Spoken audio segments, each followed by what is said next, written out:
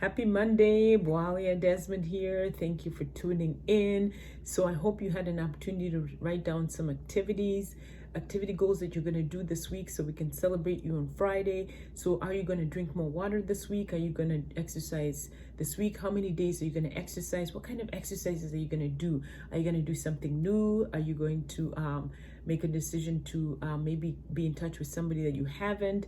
Are you going to move yourself forward in your business? What are you going to do? So make sure that you write it down so that you don't accomplish nothing at the end of the week.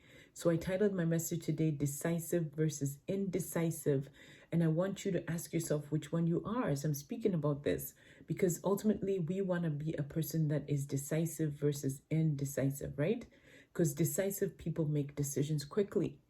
Okay, they have the confidence, they believe in themselves, right? And they have the confidence to believe that when they make that decision, that they make the right decision for whatever it is that they need or whatever their goals are.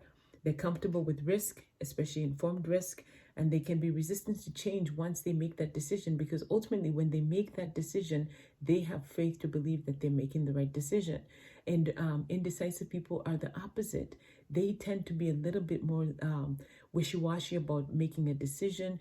They don't have the self-confidence. Sometimes they don't really 100% have self-trust.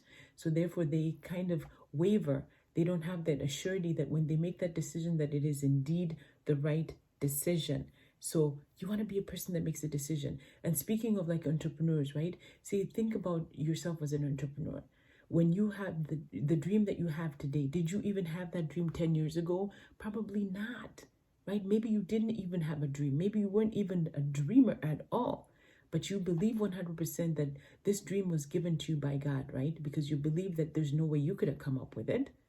So because you believe 100% that God had to be the one who gave you this dream, that he's also going to be the one that provides the resources.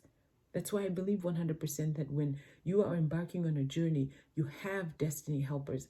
God has prepared destiny helpers for you, and that, along the way, you're going to meet them. As long as you keep moving forward, as long as you keep involving God in that dream, because he gave you that dream, because you believe that. You believe 100% he is the source of your dream. He's the one that gave it to you. And you know what? At one point, your dream existed. You just weren't aware that the dream was there, right? And then you started to vibrate to that frequency. And then all of a sudden, now you realize, oh my gosh, this is what I'm meant to do. But you believe that it didn't come from you, that you believe that it came from your higher power, meaning God, and that because he gave you that dream, you know and realize that you cannot accomplish the dream on your own, because it's definitely too big, right? When it's our own dream, we dream a little bit smaller. But when it's a God-given dream, it's going to be a big dream. And therefore, you need other people to accomplish that dream. But you have the surety when you're decisive that all will work out. Indecisive people have a harder time making those kind of decisions. But 4 ways that you can stop being indecisive, right? Typically, people who are indecisive have fears, right? So name the fear and face it. Name that fear and face it. Why am I afraid? Ask yourself, why am I afraid? Why is it that I don't believe that I can do such and such? Why is it that I don't trust myself? Name the fear and face it. And then number 2, forget the should. I should really do, do you ever catch yourself saying that? Oh, I should really do that. That's being indecisive, because if you knew you should do it, then you'd make the decision to do it. And then 3, if it can wait, let it.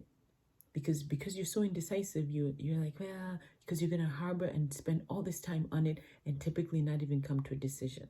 And then avoid analysis of the paralysis, where you analyze and overanalyze, maybe talk about it and keep talking about it and keep talking about it. And pretty soon, no decision is made, right? Be a person who makes decisions.